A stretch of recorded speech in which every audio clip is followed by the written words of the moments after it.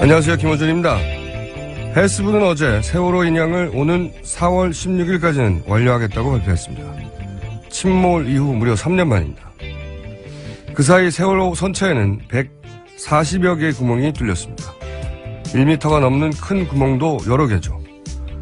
그 정도 크기면 증거는 다 빼낼 수 있는 크기 아니겠냐며 유가족들은 의심합니다. 그 의심이 무리도 아닌 것이 애초 정부는 선체에 딱 2개의 구멍만 뚫으면 된다며 작업을 시작했었습니다. 또한 해수부는 유가족들의 참관도 절대 안 된다고 막아왔죠. 유가족들이 동보차도에 텐트까지 치고 망원경과 카메라로 인양 과정을 감시할 수밖에 없었던 이유입니다. 3년에 걸쳐 반복적으로 연기되고 미뤄져 왔던 인양이 이번에 된다고 해도 문제입니다. 인양된 선체를 조사할 위원회가 없습니다. 위원회 없이 해수부가 직접 선체를 조사한다고 하는데요. 제 생각은 그렇습니다. 차기 정부는 인양된 세월호 선체를 해수부가 조사하게 할 것이 아니라 해수부부터 조사해야 합니다. 김호준 생각이었습니다.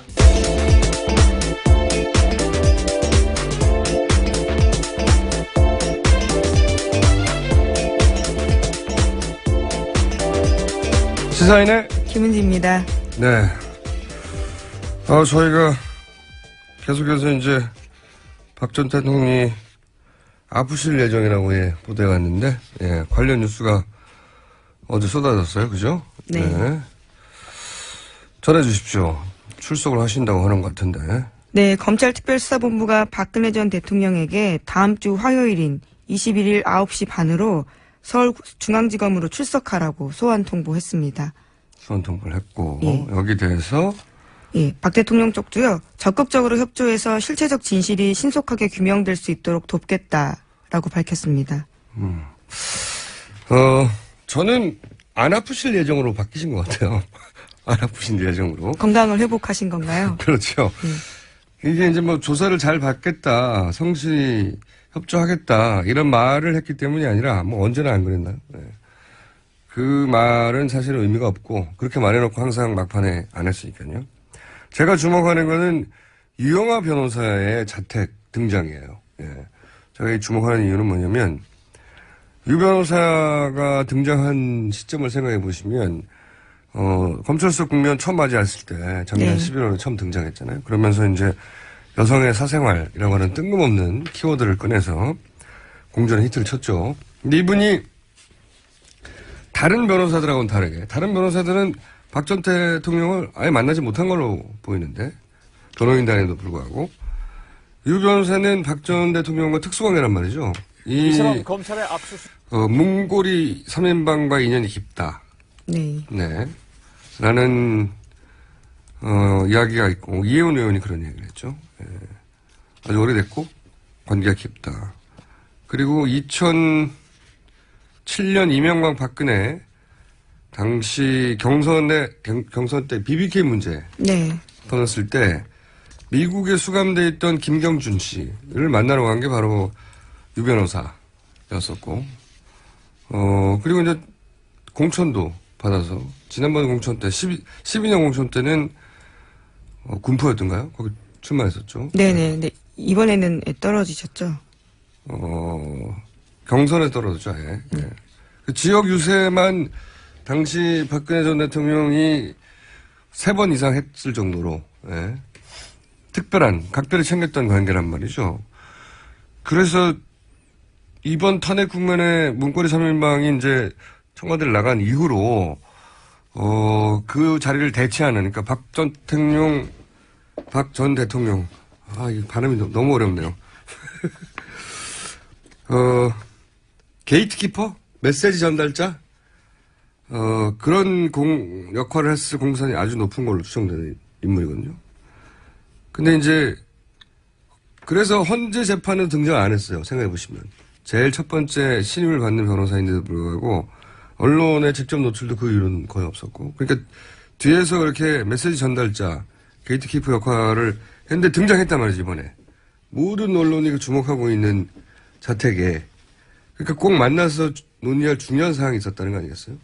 이 시점에 가장 중요한 사항은 검찰 출석이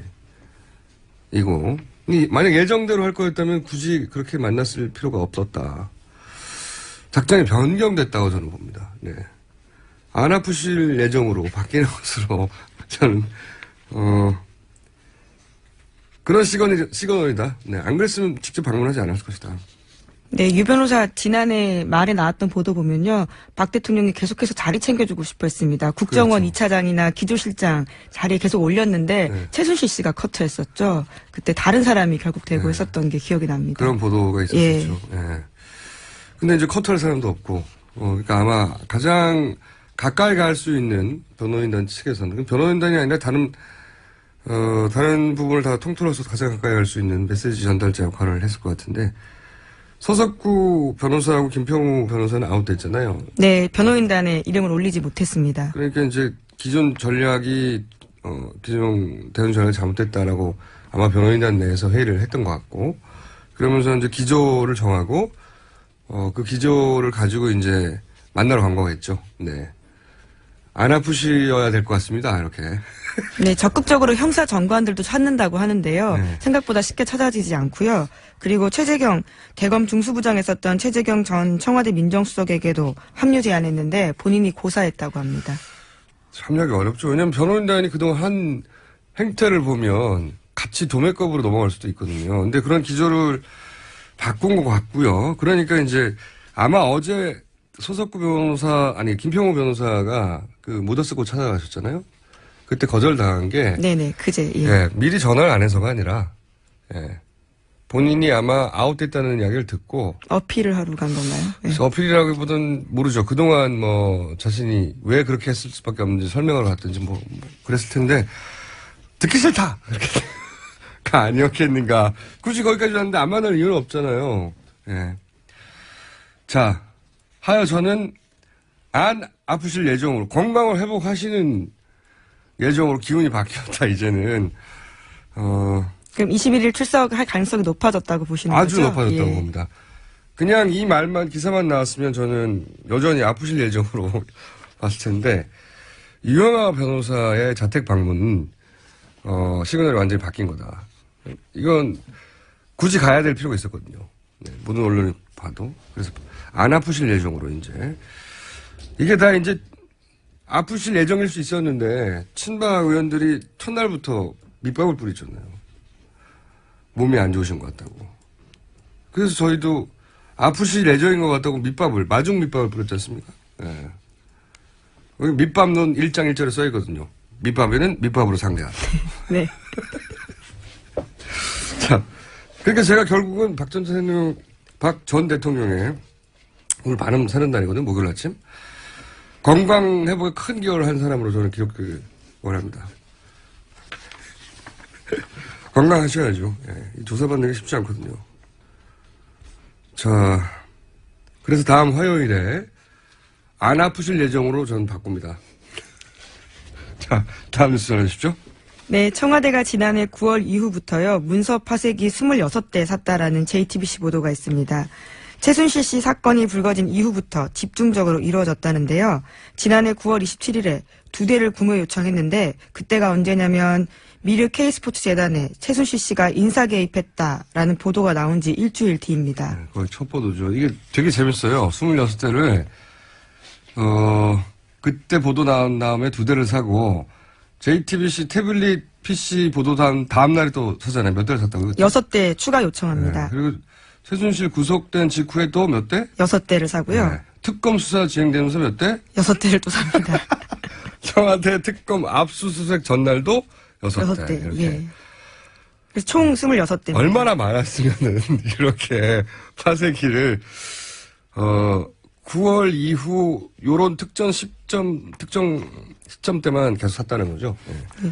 9월 이전에 한 대도 안 샀어요. 한 대도. 그렇죠. 6개월 동안은 전혀 산 흔적이 없다고 합니다. 네. 갑자기 이렇게 많이 필요했던 이유가요. 당연히 증거인멸 쪽으로 눈길이 갈 수밖에 없죠. 네. 저는 박근혜 전 대통령이 이제 수사받을 때 자꾸 예우 얘기 나오는데, 전 대통령 저도 그래서 예우를 하지 않습니까? 안 아프실 예정이라고. 얼마나 표현이 예우스럽습니까? 자, 다음 주제 전해주십시오. 네, 경찰이 정광용 박삼호 회장 등을 불법 집회 주도 혐의로 사법 처리하겠다고 밝혔습니다. 아, 그렇군요. 기각됐어 봐요, 탄핵이. 사법 처리하겠습니까? 네. 자, 근데 이분뿐만이 아니겠죠. 네. 수사해야 될 대상이 되게 많아요. 그동안 속칭 친박 집회를 하면서 격렬한 여러 집회들을 했었는데요. 어제 SBS가 관련된 보도를 좀 했습니다. 속칭 문고리 3인방을 비롯한 청와대 실세와 친박단체 간부들 그리고 정경련 임원들이 긴밀하게 연락했다라는 증거를 발견했다라는 건데요. 이들 간의 통화 내역을 공개한 겁니다.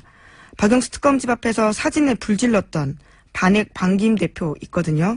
그 사람 통화 기록을 보면요. 이재만, 정호성 등 문고리 3인방 이름이 나옵니다. 그 사람들과 통화를 했다는 뜻이고요. 뿐만 아니라 블랙리스트 의혹으로 구속됐던 청와대 정무비서관 이름도 나오고요.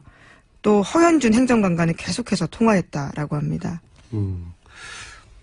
허현준 행정관 이름이 계속 나오는데 이분은 이제 어버이연합에 정경련 자금을 지휘한 혐의로 검찰 수사를 이미 받고 있는 분이죠. 예, 받고 있는 분인데 그리고 특검도 이들 단체에 60억 이상 지원해 왔다고 밝혔고 특검이 밝힌 것만요.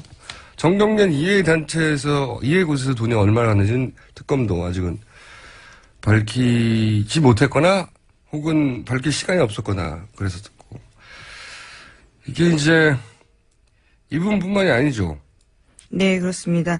이정미 재판관 주소 공개했던 팟캐스트 방송이 있는데요. 거기에 대표가 지난 1년 동안 통화 기록을 보면요. 허 행정관과 100차례 이상 연락을 했습니다. 특히 탄핵 국면이었던 11월 이후부터는요. 석 달 동안 36번 계속해서 연락을 합니다. 연락을 할 수 있죠. 연락을 할 수 있는데 이제 그 시기와 내용의 문제인 건데 이게 이제 이런 것 같아요. 이게 구도를 보면 청와대가 이런 행정관들 블랙리스트를 만들었거나 또는 그 정경련 자금을 어버이연합에 지휘하도록 지시하거나 관제실을 지휘한 혐의를 받고 있는 이런 청와대 행정관들이 친박단체 대표들한테 오더를 하죠. 어떤 일이 있는데 여기에 나와줘야 되겠다. 그러면 오더를 받은 친박단체는 정경련에 연락을 하는 거죠. 지금 나와 있는 구도를 보면. 정경련에 연락해서 이런 집회를 하니까 얼마를 내놔라. 금고죠, 금고. 자기들한테는. 돈을 내놔라. 하고 정경련은 그러면 이런 단체들한테 돈을 요구하면 돈을 주고, 예. 그리고 청와대는 다시 기업들에게 정경련을 통해서 빠져나간 그 빈 금고를 기업들한테 얘기해서 채워주고 이 사이클을 만들어 와서 지금까지 이런 단체들을 운영해 왔다는 거잖아요.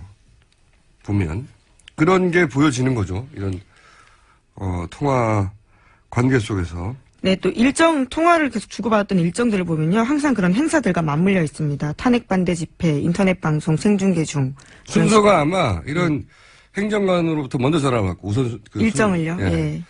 당연히 그래야죠. 예. 그러니까 그거 근거하에 이제 돈 내놓으라고 하고 돈 주고 빈면 돈 채워주고 이 사이클 그렇게 이 집회들은 말이죠. 돈을 끊으면 끝나요.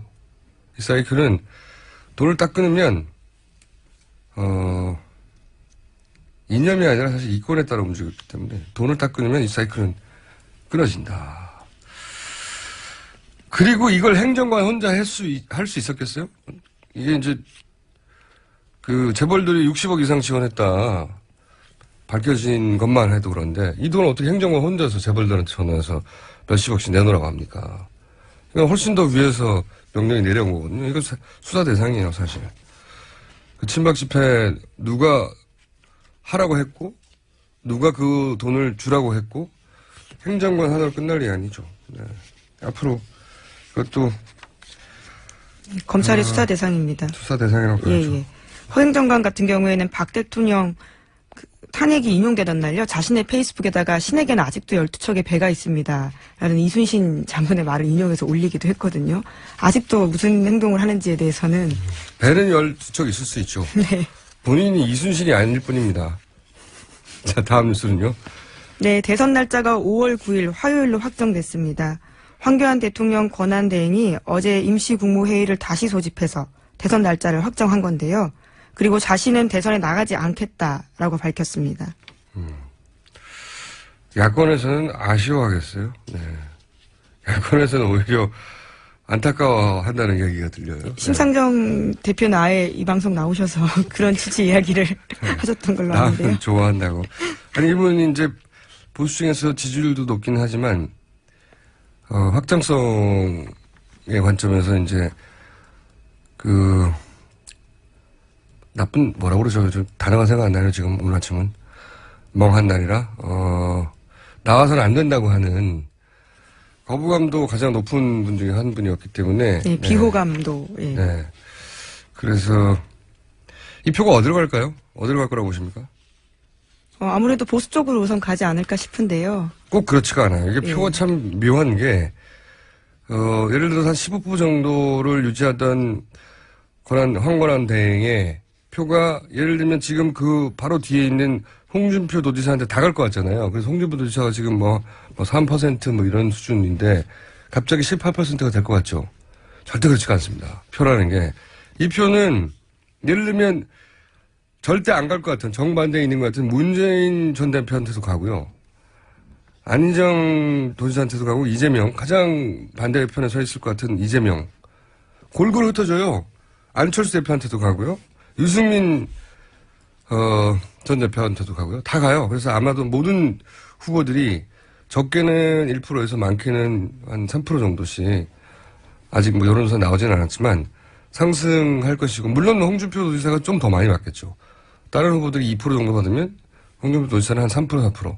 그러니까 확 다 가져가지 않는다는 거예요. 표심이라는 게 좀 이상합니다. 네. 포기하는 사람들도 생기는 것이고.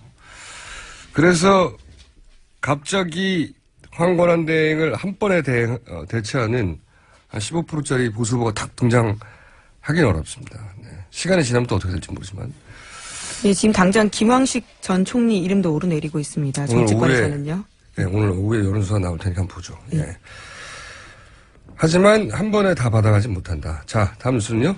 네, 어제 아침 원내 3당, 자유한국당, 국민의당, 바른정당 원내대표가 모여서 5월 대선 때 개헌 국민투표를 함께하기로 합의했다라고 합니다. 이 개헌 전선을 만들려고 하는 거죠. 예, 지금 워낙 야당세가 강하니까, 민주당세가 강하니까 연대할 수 있죠. 연대할 수 있는데 이제 특별한 이슈가 없으니까 개헌으로 전선을 만드는 건데, 이거는 제가 보기엔 굉장히 어려울 거라고 봅니다. 선언을 할 수 있죠. 선언을 했다는 게 마치, 5월 9일 날 개헌 국민투표도 함께 하는 것처럼 들릴 수는 있는데, 그냥 선언을 한 겁니다. 선언을. 예, 당장 발의조차 사실 힘듭니다. 150석 유지하기가 쉽지가 않거든요. 네. 일단, 통과시킬 법이 없어요. 법이 있어야 통과시키죠. 발의를 해야 되고, 그리고 20일 이상 공고해야 되거든요. 20일 이상 공고하고 나면 발의가 되고 난 다음에 20일 이상 공고해요. 예. 그러면 4월이란 말이죠. 예. 그리고 나서 60일 이내 의결해야 되는데, 그리고 나서 또 국회 의결한 이후에 30일 이내 국민투표니까 언제 해요, 이게? 대선 끝납니다. 네. 게다가 200명 이상이 의결해야, 단일화도 없지만 현재 의결해야 통과가 될 수 있거든요. 네. 네. 그러면 민주당이 최소한 30명 이상 거기에 동의해줘야 되는데 민주당의 소위 개헌파들조차 당장 그럴 이유가 없는 거죠. 지금 민주당은 높은 지지율을 유지하고 있으니까 여기 동참할 이유가 없고 또 하나는 국민의당 입장에서 국민의당은 이제 자유한국당과 손을 잡게 되는 셈이 된단 말이죠. 거기에 대한 거부감이 또 있어요. 국민의당 지지층 사이에. 하지만 이 선언은 그러니까 선언적인 의미가 있는 거죠. 이런 선언을 하고 소위 3지대 만들 테니까 여기 모여달라고 하는 정치적 선언인 거죠. 실제 개헌이 당장 되는 건 아닌데 당장 개헌된다고 생각하시는 분들도 있는데 그건 아니다. 네. 네, 실제로 중앙일보가 오늘 아침에 나온 보도 보면요. 민주당 개헌파 속칭 의원들 전부 전수조사했는데요. 36명 중에 29명이 반대했다라고 합니다. 그럴 이유가 없으니까요. 예. 시간적으로도 가능하지 않고 절차적으로도 가능하지 않지만 정치적 선언을 한 거고 그 정치적 선언으로 이제 전선을 만들려는 노력이죠. 예. 정치권에서는 있을 수 있는 퍼포먼스라고 봅니다. 자, 제목 하나 정도 더 부르면 될 것 같, 더 들을 수 있을 것 같습니다. 네, 정유라 씨가 정치적 망명을 고려하고 있다라는 보도가 있습니다. 예. 변호사 이야기입니다. 덴마크 변호사요. 이건 말이죠. 정부의 목숨을 걸고 저항했다든가 이런 시민운동가들이 정치적 망명하는 거거든요. 예. 정부 지원을 듬뿍 받고 말을 잘 타신 분이기 때문에 정치적 망명은 불가능할 것이라. 이건 불가능하고요. 저는 4년 전에는 가능했었어요. 안 했지만. 근데 이게 이제 시간은 1년 가까이 끌 수 있어요. 이렇게 되면. 심의하고 하는데 1년 가까이 끌 수 있다. 근데 저는 이게 잘못된 생각이라고 보는 게 지금 들어와서 오히려 조사받는 게 낫지. 그게 어떤 정부가 들어서든 다음 정부가 이 사건을 봐줄 리가 없거든요. 오히려 지금이 더 나아요.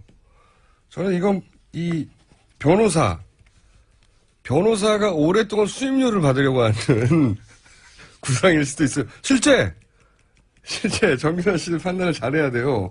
지금이 오히려 가장 약하게 조사를 받을 수도 있는 타이밍이다. 동정시민도 받을 수도 있고. 예, 공장장의 조언이 덴마크까지 가지 있지 못하고 갔습니다. 덴마크에서 이 방송을 들으시는 한인분들은 좀 연락 좀 해주십시오. 이 변호사, 왜냐면 1년 내내 수임료 받을 거 아니에요. 이게 큰 돈을 번 거예요, 이분이. 저는 그런 생각도 합니다. 내가 변호사 입장에서는 큰 호구가 나타난 거라고 볼 수 있죠.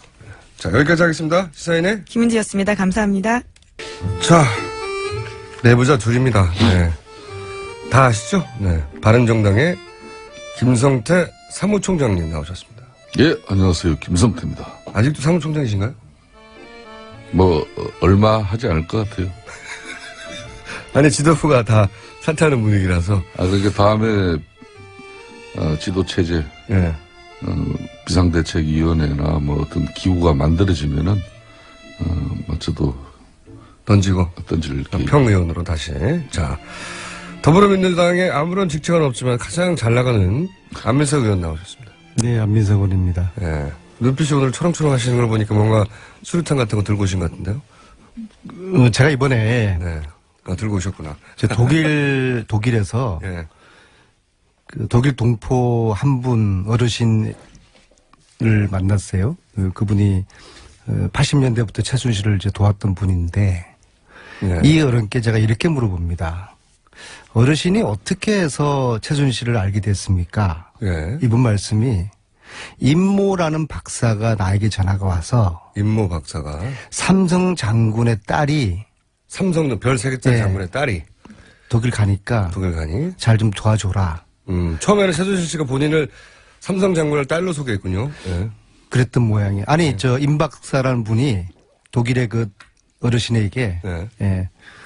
그래서 도와주게 됐다는 건데요. 네. 임모 박사로부터 들었다. 그러면 아마 이제 임모 박사 그분은 최순실의 어떤 후견 역할, 이제 그런 관계로 볼 수가 있겠죠. 독일 교민에게 처음 최순실을 소개하고 독일에 정착하도록 만들어준 사람이 임모 박사였다. 네, 그렇죠. 네. 그런데요. 그분의 사위가 그분의 사위가 부장판사인데요. 현재 부장판사다. 네. 네, 현재 부장판사다. 이모 부장판사인데요. 이모 부장판사인데 이분이 예. 이분께서 지금 삼성 이재용 재판에 뇌물죄를 다루는 이재용을 실형을 때릴 건지 무죄를 줄 건지 그것을 재판하는 담당 부장판사. 담당 책임 판사입니다. 즉 말하자면은 최순실 후견인이었던 임모 박사의 사위가 이재용 재판을 다루는 부장판사다. 책임 판사입니다. 이게 우연의 일치입니까? 우연의 일치길 바라겠습니다. 우연이라 할지라도 이거는 공정성에 크로스 체크된 시비가 있을 있을 거죠. 수밖에 없습니다. 제가 지금까지 이야기한 거 네. 박근혜가 대포폰을 사용했다. 네. 사실이었습니까? 허위였습니까? 사실이었습니다. 장시호가 최순실의 하시고. 아바타에다 10월 26일 날 이 방송에서 사실이었습니까? 허위였습니까? 네, 사실이었습니다. 정유라가 네. 입시를 부정으로 들어갔다. 사실이었습니까? 허위였습니까? 사실이었습니다. 네. 정말 장유라가 국가대표를 부정으로 되었다. 사실이었습니까? 허위였습니까? 아, 그건 명확하게 밝혀지진 않았습니다, 아직. 14년부터 제가 최순실을 추적하면서 네. 다소 좀 과장된 건 있을지언정 허위였던 적은 없습니다. 이거 임 박사라는 분과 이모 부장판사라는 분의 관계, 사위와 장인, 이것은 지금 네이버 들어가 보면 나와요. 이름은 제가 실명을 안 밝히겠습니다. 임모 박사가 현 41년생이고요. 41년생. 네, 이재용 부회장 재판의 담당 부장판사의 장인인 것은 팩트고, 네. 여기서 이제 남아있는 부분은 임모 박사가 최순실 씨가 독일로 처음 진출할 때 독일 교민에게 이러이러한 사람이 간다고 소개해준 사람이 맞느냐, 이게 이제 남은 거네요. 근데 그 이야기는 그 전화를 받은 독일 교민한테 직접 네. 들어오신 거고. 그럼요.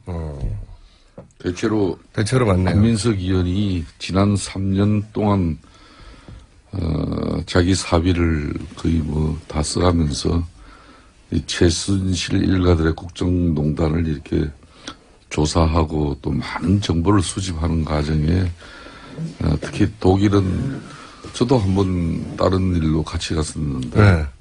안민석 의원은 벌써 뭐 독일 내에서도 상당한 네트워크를 가지고 있더라고요. 놀랍게도. 그걸 어떻게 해서 그 네트워크가 구축됐는지 그것도 수사 대상은 대상인데. 아니, 사무총장님께서는 지금 집안 싸움이나 지금처럼 잘 좀 제압하시고요. 지금 유승민하고 김무성기하고 지금 막 내전이 붙었는데 사무총장님께서 이걸 수습하시느라고 정신이 없으신데 뭐 며칠 전에도 제가 그렇게 들었어요. 다 수습된 큰 거죠, 싸움이 붙을 뻔했는데 네. 사무총장이 지혜롭게 잘 이걸 수습을 했다라고 사무총장님이 그러는데 지혜롭게 마이크를 던져가지고 모두를 제압하고 아니에요? 지금 그런 일, 아닙니다. 그런 것도 제가 사실이 확인을 아니고요. 했는데 네. 우리 사무총장님께서 양쪽을 잘 이렇게 조정을 해서 일단 수습을 했는데 근데 제2의 제3의 또 내전이 있을 수 있으니까 사무총장님께서는 그쪽 집안일이나 잘 챙기시고 아무튼 제가 지금 아니, 이 그 부분은 이야기를 하는 설명해 것은 잠깐만요. 설명 좀. 뭐 좀 당내 갈등이 있는 걸로 비춰지고 있습니다만은 뭐 아무래도 신생 정당이니까 당의 진로나 또 후보 선출 과정이라든지 비대위원장 누가 할 거냐. 더군다나 당 지도부가 일괄 다 사퇴가 된 마당이니까 네. 언들이 상당히 그 예민해져 있죠. 네. 뭐 그런 측면에서 당의 자원 중에 뭐 이렇게 삼지대 협상이라든지 또 당의 예연을 확장하는 그런 노력에 김무성 전 대표가 뭐 적임자다. 그런 네. 정치적 역할과 역량이 있는 사람이면 그런 사람 세우자는데 또 뭐 반대도 있는 것이고 이거는 정당 내에서 뭐 그러고 고성고원에 뭐 소리 좀 나고 그런 거고 고성 좀 하셨죠? 뭐 그러다 보면은 그걸 이제 말긴 자꾸 그렇게 학살하지 마세요. 학살. 그 동료 의원들끼리 예. 가까운 그 연들끼리 예. 좀 뭐 소리도 좀 지르고 그걸 또 제지하고 제어하는 과정에 또 소리도 좀 있어 보이는 거고 뭐 마이크가 넘어가고 그런 거지. 아, 던진 게 아니고 그게 마이크 혼자 넘어갔구나. 그걸 그런 식으로 그러니까 그런 상황을 가지고 외부에 이렇게 또 왜곡되게 그래, 알려낸다거나 아무리 이 판이 아수라판이라도 그게 뭐 내부 집안 이야기를 나와서 공개적으로 방송에서 하는 거는 그런 남의 집안 상도덕에 일에 그 별로 좋지도 않은 상도덕에 일 이래되는 가지고 거고요. 우리 그거는 김어준 또 그걸 또 부장장 즐기는 또 그런 걸 김총수도 즐겨요.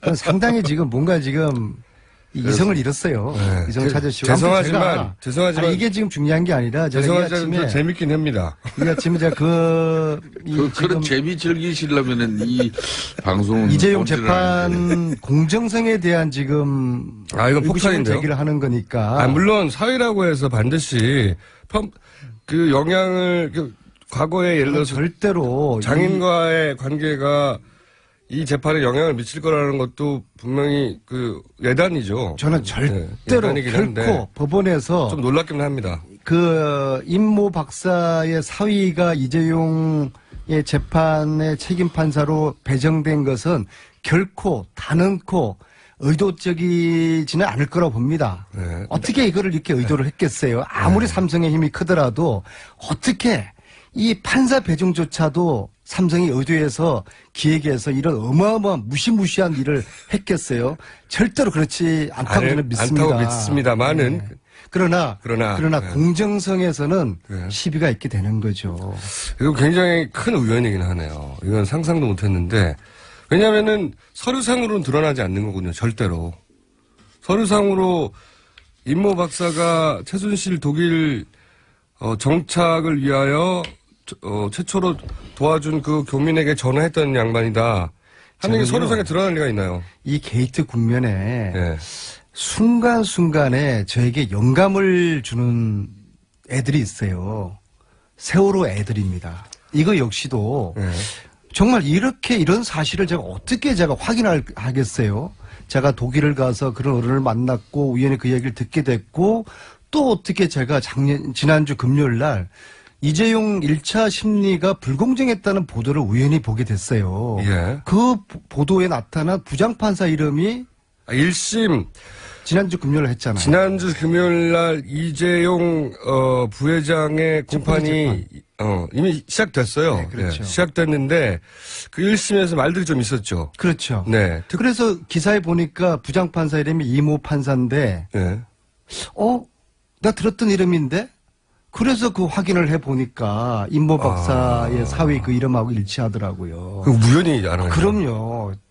진짜 섬뜩한 거죠. 이거는 오로지 안민석 의원은 촉 하나로 아니죠. 영감이죠. 저는 영감. 네. 시호를 맞춘 거라든지 유라 관련된 거라든지 순간순간 제가 텍사스 사막에 숨어있는 간호장교 조대를 어떻게 찾았겠어요. 어떻게 찾으셨어요? 진짜 순간적인 영감이었어요. 텍사스가 막 떠올랐어요, 머릿속에. 그러니까 이건 말로 설명이 안 돼요. 저분도 또 최순실하고 좀 비슷한 그런 게 있네요. 아니, 그러니까 제가 박근혜 대통령 쓰던 의원회관 620으로 좀 쓰고 있거든요. 아, 그래요? 박근혜 대통령이 받아야 될 우주의 길을 제가 받는 것 같아요. 그런 그 우주의 길은 좀 정의로운 하지 마세요. 좀 슬프게요. 정의로운 우주의 길을 말하는 거네요. 그죠? 자신은. 그렇죠. 이거 불의와 맞서는. 야, 이건 정말 의외의 커넥션이네요. 의외. 그때 인연이 이 재판에 영향을 미친다. 제가 오늘 말하고자 하는 게 아니라. 이 방송에 오기까지 네. 이 말씀을 드려나갈지를 정말 고심을 했어요. 오늘 새벽 3시에 일어났어요. 왜냐하면은 이게 무서운 거 아니에요. 그러나 결국엔 제가 본인의 촉에도. 이건 좀 알려야 된다. 예, 국민께 그걸 알리고 이 재판이 공정하게 돼야 되는 거잖아요. 재벌이라고 그래가지고 봐주고 그러면 안 되잖아요. 그러면 그래서 안 되죠, 공정한 당연히. 재판을 위해서 이 사실을 알려드려야 되겠다. 야, 이 커넥션은 혹시 동명이인은 아니고요? 아닙니다. 아니에요? 네. 확실해요? 네. 아마 이제 의원님이 이렇게 얘기했으니까 기자들의 취재가 잇따르겠네요. 네. 정의로운 기자들이 잘 취재를 해주시길 바라겠습니다. 자, 그건 그거고요. 바른정당의 이제 그러면 비대위원장은 빈 채로 가는 겁니까? 당분간? 그 부분은 정상적인 정당 체제로는 지도부가 일괄 총괄 사태가 되면은 바로 비상 조직인 비대위가 꾸려져서 누군가 데려오잖아요, 보통. 외부에서 영입할 수도 있고 내부에서 이렇게 채울 수도 있는데 그 부분이 지금 현재 불투명해졌어요. 그러니까 당내 사정은 이제 후보 선출을 위한 그 경선 관리 일정이 얼마 안 남았으니까 이제 후보가 선출되어지면은 선거 관리 선대위 체제, 선거대책위원장 체제로 당 전체가 선대위 체제로 가자 한마디로 말하자면. 그런 건데 네. 총장으로서는 이런 거죠. 당무는 당이고 또 후보 선거 지원 일이고 이런 겁니다. 그러니까 그럼 예를 들어 유승민 전 대표가 당의 후보가 되는 순간부터는 당 전체가 유승민 후보 당선을 위해서 뛰는 건 당연하지만 당 전체가 선대위 체제가 되고 유승민 후보의 선대위원장이 당을 움직이는 게 되는 거예요. 보통 이런 큰 선거 때는 정당이 네. 후보가 선출되어지면은 후보 중심으로 네. 그렇지만 당대표는 따로 있죠, 보통은. 모든 지원과 또 일이 다 글로 집중될 수밖에 없죠. 그렇지만은 일상적인 또 정당 구조는 유지되어야 돼요. 중요한 의사결정이라든지 의결은 당 대표 이런 최고 결정에서 당 대표가 없을 때는 이제 비대위라 그러죠. 비대위 위원장이 그걸 판단하고 결심하는데 그 기능이 이제 문제가 생기죠. 어쨌든 김무성 전 대표는 이게 안 하는 걸로 결론이 난 거죠. 제가 볼 때는 김무성 전 대표는 이분은 박근혜 전 대통령 탄핵 이후에 자신의 정치적 의미를 크게 이제 찾지 않는 것 같아요. 할 일 어떻게 다 보면은 일단 이 국면에서 할 일 다 했다. 뭐 본인으로서는 말 그대로 백의종군이라는 게 뭐 자신으로는 정치적인 어떤 그런 욕심이나 또 정치인으로서 가지는 그런 뜻, 야심을 다 버린 것 같아요. 어떻게 보면. 저렇게 훌륭한 사무총장이 있는 최소한 이 바른정당이 국면에서는 버린 것 같다는 거죠.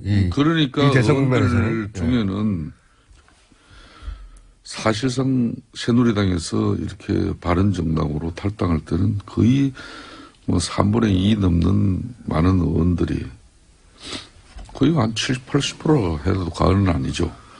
김무성 전 대표를 상당히 신뢰하면서 따라왔는데 과언이 아닌데 막상 이분이 사실상 박근혜 대통령 탄핵 이루어지고 난 이후로는 목표 의식을 잃어버렸어요? 굳이 뭐 목표 의식이라고까지 단정 규정하지는 않습니다만은 좀 자신의 정치적 어떤 그런 뜻이나 뭐 의지 이런 게 안 보여요 별로. 그러니까 그분을 많이 신뢰하고 따랐던 뭐 이래 동료 의원들은 바른정당이 지금 지리멸렬하잖아요. 그래서 좀 흔히 말하는 삼지대 협상도 고문으로서 거기 가서 참여하고 누굴 만나고 이러는 모습보다는 바른정당의 실질적으로 당력을 가지고 흔히 말하는 당권을 가지고 책임 있게 나서는 거하고는 하늘 땅 차이거든요. 그리고 이제 뭐 자유한국당이든 여기 탄핵 찬성한 의원들을 다시 영입해오는 그런 여러 가지 노력이라든지 이런 사실상 김무성이라는 사람 한 사람 나서면은 기자들이 따라 붙는 숫자가 달라져요. 그럼에도 불구하고 본인이 그런 일들을 극구 이렇게 거부하고 전면에 나서 물론 모르겠어요. 전체 우리 바른정당 의원들이 뜻을 하나로 모아서 요청하면 또 상황은 달라질 거로 보는데 막 그것도 용이치 않고 그러다 보니까 뭐 그런 측면에서 본인이 의지를 별로 안 가져요. 김무성계는 사실상 와야 되고 있는 중입니까? 사실상 바른정당은 김무성계 없습니다. 제가 단호하게 이야기합니다. 사무총장님은 김무성계를 저도 오늘 이 방송을 통해서 이제 분명히 밝힙니다. 바른정당은 개파 개보 있어서는 안 됩니다. 제가 3년 전에 정말 박근혜 정권에서 어렵게 용기를 내서 박근혜 대통령이 지지하지 않는 그런 주류는 항상 저렇게 이야기하는 거예요. 개파 없다. 이렇게 이야기합니다. 이번에 분명히 선언합니다. 김무성 자신이 뭐 개파 개보를 전혀 생각하지 않고 뭐 이런 무미한 어떤 행동을 하시는 거는 절대적인 저런 방식으로 하면 사람이 붙을 수가 없어요. 그러니까 김무성계가 있었을 수도 있지만 이제 사라지고 있다. 이제 와해라기보다는 본인이 대통령 탄핵 이후에는 어떠한 뭐 정치적인 그런 행위 자체를 생각지 않고 있는 거죠. 자, 그럼 이 기회에 김성택에 출범하나요? 탄생? 그건 제가 말씀드려줘야죠. 예. 어떻게 보십니까? 제가 뭐 바른정당의 나무 집안일이라 가지고 언급하고 싶지는 않지만 언급 많이 김성태 하시면서. 사무총장이 계시기 때문에 관심을 안 가질 수가 없는데요. 이 내부는 김성태 사무총장을 비대위원장으로 앉히면 깔끔히 끝나는 건데 그런 신의 한 수를 아무도 모르는 것이죠. 이게 참 미스터리지 않습니까? 저렇게 훌륭한 분이 사무총장에 계시는 바른정당이 지지율을 5%를 넘지 못하고 있는 게 이게 희대의 미스터리 아니겠습니까? 근데 바른정당이 이 난국을 헤쳐나가기 위해서는 박쥐 아세요? 박쥐? 박쥐 정당에서 탈피해야 되는 거예요. 박쥐가 낮에는 내발 동물이고 밤에는 저 새라고 그러는 거 아닙니까? 아니, 도와주신다고. 합리적 개혁을 지향한다고 그래가지고 바른정당이 저 순실당으로부터 뛰쳐나와 놓고서 어제는 순실당하고 개헌하자고 또 손잡고 개헌한다는 이야기는 순실이 당을 부활시켜주겠다는 거거든요. 이렇게 박쥐정당이 되니까 국민들이 바른정당을 그래서 바른정당, 박지정당 발음도 비슷하네요. 그래서 그러니까 박지정당 되면 안 되는 거예요. 그래서 대통령 안민석이- 사법 처리하라고 그러시고 최순실 재산 몰수하라고 그러시고 국가 개혁하자고 그러시고 이게 지금 합리적인 그러니까 안민석이 보수 정당의 그래서 길입니다. 끝까지 들어야 되는 거예요. 끝까지 들어야 돼. 봐요. 제가 가만히 있으니까 그냥 박쥐정당으로 규정짓고 저는 동료위원회에 대한 엄청난 아무리 방송이지만은 아니 어제 왜 그 순실이 당하고 손을 잡으셨어요? 그 부분은 지금 이제 정권 탈환을 목전에 둔 이제 민주당 입장에서는 솔직히 별로 좀 탐탁치는 않죠.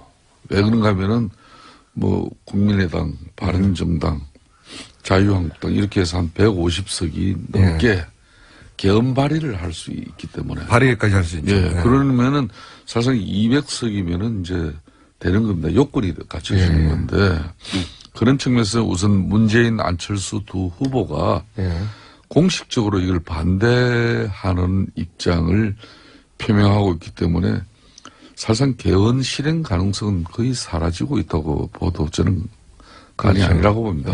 대선 전에 개헌은 현실적으로 안 쉽지 되죠. 않아요.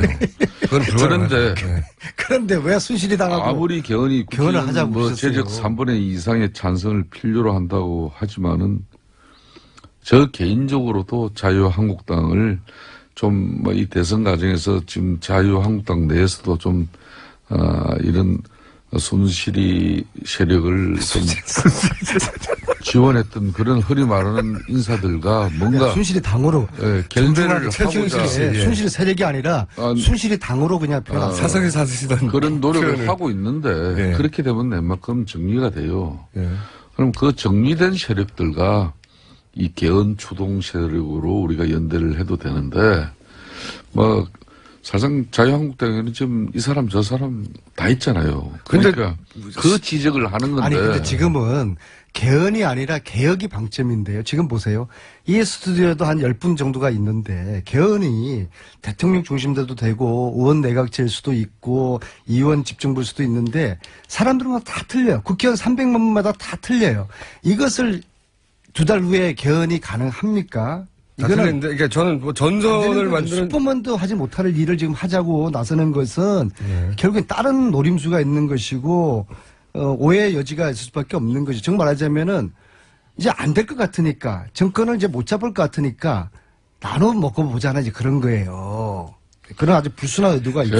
이게 바로 최순실식입니다. 이게 명분은 좋죠. 아니 개헌해야 되죠. 누가 반대합니까? 근데 그 속에 이제 사익이 있는 거예요. 당리당략이 있는 거예요. 이런 식으로 이제 벌써- 최순실을 닮아가면 안 되고요. 벌써 우리 안민석 의원의 이제 톤 자체가 달라졌어요. 이제 벌써 집권당 그 사선으로서의 딱 스탠스가 잡혀내 벌써 보니까. 예? 아니 근데 문제는 아니, 이 아직까지는 와중에 좋아요. 문재인 대통령이 예? 문재인 전 대표가 대통령이 되고 난 이후에 아니 그럼 우리가 안희정이 후보가 될 수도 있어요. 되고 난 이후에 지금 이재명 도지사 될 수도 안민석 의원이 있습니다. 그런 예. 이야기를 한다 그러면 안철수 대표가 이해가 될 수도 돼요. 있고. 예. 근데 분명히 아직까지 지금 더불어민주당은 야당이에요. 그것도 제1야당이에요. 제1야당이 벌써로 이 집권당의 사선 의원처럼 딱 이렇게 말씀하시면은 그거는 안민석 의원이 지금까지 걸어온 그런 길하고는 맞지 않죠. 그거는 좀 반성하실 용의가 없어요? 예? 아니 왜 개헌을 거부해요? 그분은 개헌을 이 최순실에 의한 국정농단의 이 교훈은 뭐예요?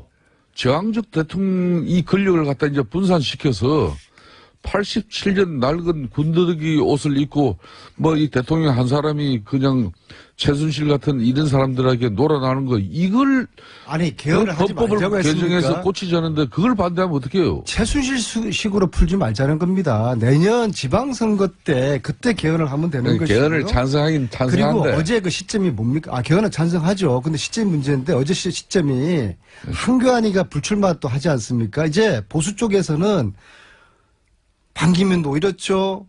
한교안도 이렇죠. 패가 없는 거예요. 완전히 자포자기 상태에서. 홍준표 도지사 있잖아요. 홍준표 도지사.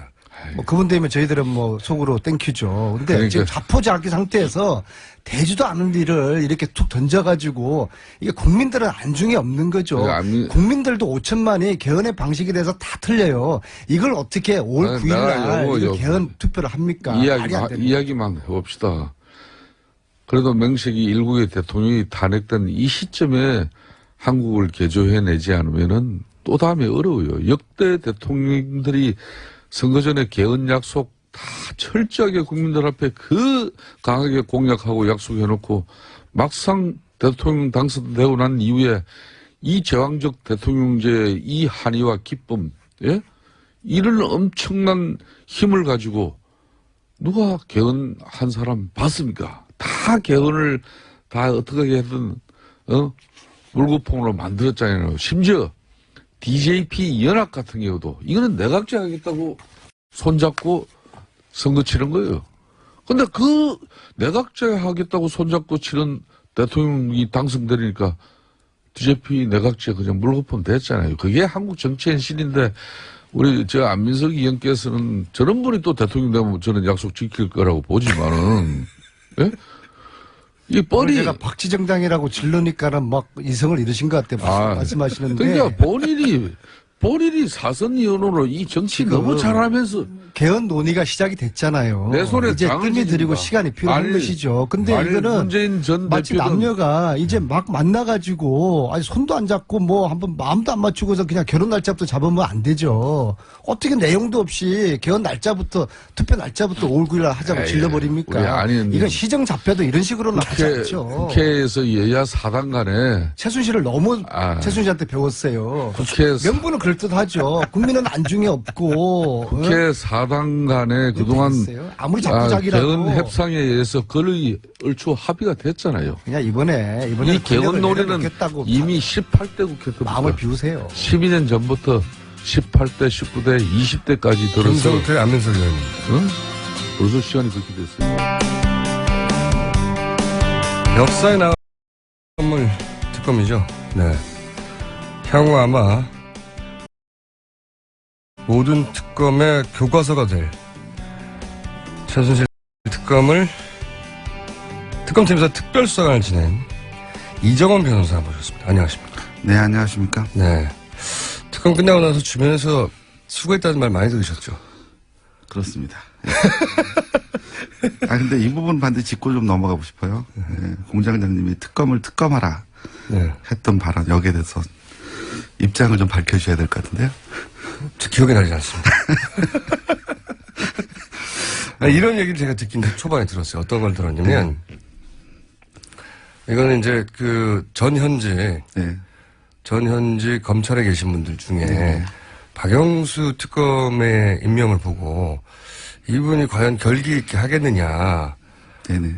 그래서, 왜냐면 과거의 특검들이 워낙, 흐지부지 끝난 경우가 많잖아요. 네, 결과를 맞습니다. 못 내고. 네. 근데 이제 박영수 특검의 성격상, 성격상, 이런 수많은 압박을 과연 쳐내고 하겠느냐고 하는 회의론이 있었던 건 사실이에요. 예. 결과는 정반대로 나왔지만 초반에 그런 회의론이 있었던 거는 그런 얘기는 좀 많이 들어봤어요. 저는 처음에 이제 특검 거론이 될 때 사실 제일 대한민국에서 가장 잘할 수 있는 분이 박영수 변호사라고 저는 생각을 했습니다. 개인적인 친분이 있으십니까 혹시? 같은 법인에서 같은 법인에서. 자, 그렇게 하고요. 하지만 결과적으로는 정말 역사에 남을 특검이 됐어요. 네. 수고하셨다는 말은 많이 들으셨을 테고, 그리고 개인적으로도 굉장히 뿌듯하셨을 것 같아요, 그죠? 그렇죠. 주변에서 응원도 많이 해주셨고, 그 다음에 이제 답을 이제 돌아오면 술 한잔 하자. 한잔 사겠다. 뭐 이런 친구들이 많았어요. 처음에 합류하게 되신 거는 같은 법인이 있기 때문이었던 건가요? 한 6년 전부터 같은 형사팀에서 모두 같이 일을 했고요. 그래서 그분이 그동안에 해왔던, 그러니까 여러 가지 행적, 뭐 아니면 어떤 결단을 옆에서 지켜봤기 때문에,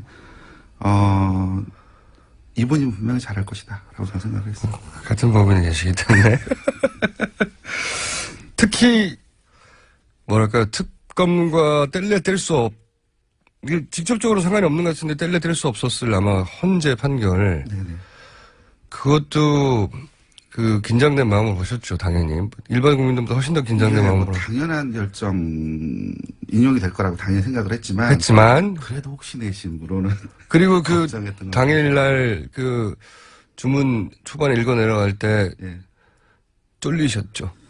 초반에 그랬는데 앞에서 그렇게 얘기를 하니까 예. 오히려 조금 마음이 놓이더라고요. 앞에서. 네. 네. 뒤에서 반전이 있겠구나. 예, 그 생각. 다들 그렇게 생각하시면서도 그러나가 너무 많이 나와가지고 그렇죠. 끝나고 그날 저녁에 예. 특검님이 소주 한잔 하셨죠. 특별사 가더라고요. 그 자리에서 네. 니들 안 쫄았어 이런 얘기 안 오고 갔어요? 그거보다는 안도의 한숨을 내시더라고요. 그러셨겠죠. 사실 만약에 박근혜 전 대통령이 현직 복귀했다면 네. 특검에서 계셨던 분들의 앞날이 굉장히 먹구름이 아니 뭐 혹시나 다른 결정이 나오면 이민을 가야 되나 고민했을 때. 그게 농담이 아니었을 거라고 봐요. 워낙 그 자고 오면 하지 않고 워낙 그냥 있는 그대로 수사했잖아요, 사실. 네네 그렇습니다. 보통 특검도 특검이지만 검찰 특검 할 거 없이 정치적 고려를 하잖아요. 근데 이번에는 그게 전혀 없었죠. 그러니까 그 국민적 여론이 네. 이제 뒤에 뒷받침이 된 건 분명하고요. 네. 또 상당히 타이밍도 좋았어요. 운도 좋았고. 그러니까 그 언론이 호의적이었고. 네. 그다음에 국민들 촛불 여론이 네. 있었고. 그러니까 그 주변 살피지 않고 고할 수 있었던 것 같습니다. 오로지 정말 사건만 본 거잖아요. 네. 보통은 사건을 잡아놓고도 여기를 어디까지 요리를 하냐 가지고 네. 고민이 많은데 어쨌거나 특검님 개인적인 그 인간관계 네. 예, 거기에는 많은 손상이 있었을 것 같고요. 그죠. 예. 예. 근데 뭐 변호사 더 이상 안 하실 각오로 사실은 특검직을 수락을 하신 거니까 누가 제일 어려웠어요, 수사하기가?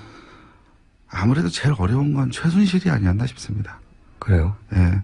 일단 묵비권을 행사하니까요. 목비권. 예. 그다음에 그거보다 더 중요한 게 굉장히 조심스러울 수밖에 없는 게 앞에서 예. 갑자기 뭐 민주특검이 아니다 이래버리니까. 예. 예. 그래서 이제 그래서 이제 그 다음부터는 더 조심할 수밖에 없는 겁니다. 도대체 무슨 얘기를 할 줄 모르니까 예. 맨 마지막에는 저희 쪽에서 이제 조사를 할 때 혹시 다른 얘기를 할까봐 예. 녹음을 하자고 그랬어요. 예. 근데 녹음을 못 하겠답니다. 녹음도 안 한다. 예. 그러니까 저희 밖에 쪽에서 나가서 무슨 얘기 할지 모르죠. 그렇죠. 예. 강압적인 수사에 있었다고 할 수도 있고. 예, 그렇죠. 예. 김기춘 전 비서실장은 어땠어요? 그분도 워낙 법률 전문가시고, 그러니까요. 예, 그 다음에 이제 뭐, 이렇게 다양하게 이제 이렇게 빠져나가는 말씀 많이 하셨는데, 블랙리스트 수사는 워낙 네. 주변에 충분한 증거와 진술들이 있기 때문에, 블랙리스트 수사로 김기춘 비서실장을 잡을지는 아무도 몰랐는데, 네. 블랙리스트 사건으로 그 조윤선 장관이나 김기춘 비서실장을 잡을 수 있겠다. 라고 확신하게 된 어떤 계기나 모멘텀이 있었습니까? 이게 아무도 예상치 못했잖아요. 특검팀 내부에서도 처음엔 그렇게 생각 못했죠. 그렇죠. 예, 근데 이제 그때 마침 청문회에서 이제 유진용 장관의 진술이라든가 예. 증언 뭐 이런 부분들이 나오고요. 특히나 제일 중요했던 건 청와대 이제 문체부에 대한 2차 압수수색이었습니다. 그때 그 안에서 예. 굉장히 중요한 자료와 진술들이 나왔습니다. 2차 압수수색 때요? 네, 이게 처음에 1차 압수수색을 갔을 때는 그렇게 건진 게 많지는 않아요. 네. 근데 저희가 이제 2차 내부에서 제보가 들어왔어요. 내부에서. 예, 어디에 가면 무슨 자료가 있으니 거기를. 거기를 꼭 압수수색 해달라. 그리고 압수수색 해달라. 예, 우리를. 예. 그리고 거기에 자료들이 있었습니다. 기다리고 있었고요. 예. 자료들이. 네. 그러니까 문체부 내에서도 이 문제는 이렇게 깔끔하게 털고 나가야 된다. 네. 문체부 내부에서 지금 제보가 온 거잖아요. 그렇습니다. 우리를 여기를 압수수색 해주세요라고. 네. 그래서 거기 갔더니 결정적인 증거들이 다 네. 있었고. 그 문체부 관계자들도 와서 그 전후 사정에 대해서 충분히 진술을 해주셨고요. 문체부 네. 내에서 이 기회에 우리가 깔끔하게 털자. 네. 그래서 우리가 가지고 있던 모든 자료를 다 특검에게 넘기는데 그 방식을 압수수색으로 우리를 털어달라고 한 거군요. 그렇죠. 말하자면. 문체부 공무원들이 큰 역할을 했네요. 네. 여기서는. 예. 블랙리스트 수사의 가장 결정적인 부분은 내부 협조였죠. 내부 제보. 어허. 워낙 문체부 내부에서 네. 이건 정말 말이 안 된다는 소리가 오랫동안 누적되어 왔기 때문에 네네네. 특검이 출범하고 특검이 제대로 한다는 믿음이 생기는 순간 네. 다 넘겨버린 거군요. 네, 그렇습니다. 그래서 빠져나갈 수 없는 구멍이 예. 없는 상태로. 예. 하하. 그리고 삼성 영장 첫 번째 기각됐을 때 네. 그 재청구하면서 여러 가지를 보강했잖아요. 그래서 나중에는 그 첫 번째 영장으로 발부됐으면 큰일 날 뻔했다는 얘기까지 나왔잖아요. 네. 그 큰일 날 뻔했다고 하는 얘기는 두 번째 보강됐을 때 워낙 풍성해서 네. 이 자료를 그냥 놓칠 뻔했다 이런 얘기입니까? 네, 맞습니다. 그럼 방향을 그렇게 트는데 결정적으로 기여한 분이 누구예요? 물론 그 당시 제일 중요했던 건 이제 안종범 수첩이죠. 어. 네, 안종범 수첩 안에 이제 삼성과에 관련된 여러 가지 부분들, 또 뭐 박상진, 씨의 그 대표의 뭐 그 휴대폰, 네. 뭐 내용, 뭐 이런 부분들이 이제 결정적인 자료가 됐죠. 제 말은 방향을 그 소위 압수수색을 하고 네. 또는 기소를 할 때 혐의점들 방향을 네. 틀었잖아요. 예, 예. 그 틀게 만드는데 기여한 물론 관점 전환도 있었습니다. 관점 전환이 어떤 식으로 있었나요? 그러니까 이게 그 삼성의 전체적인 승계 작업이라는 네. 부분으로 처음에는 이제 좁게 봤죠. 그러니까 네. 그 당시에 그 합병 관련된 부분이라든지 네. 뭐 이 부분에 초점을 맞춰서 이제 뇌물이라고 하는 측면에 그냥 초점을 맞춰서 수사가 진행이 되다가 그 이후에 이게 승계 작업 전반에 걸쳐서 광범위하게 이루어진 거구나. 이제 그 시작에 그 논의를 이제 그 내용을 확인할 수 있었던 부분은 그 안종범 수첩에 이제 빠진 부분이었잖아요. 네. 예, 그 부분에 삼성과의 연계된 부분, 그 다음에 대통령 추가 서로 나왔고 나오면서 그렇습니다. 예, 그런 부분들에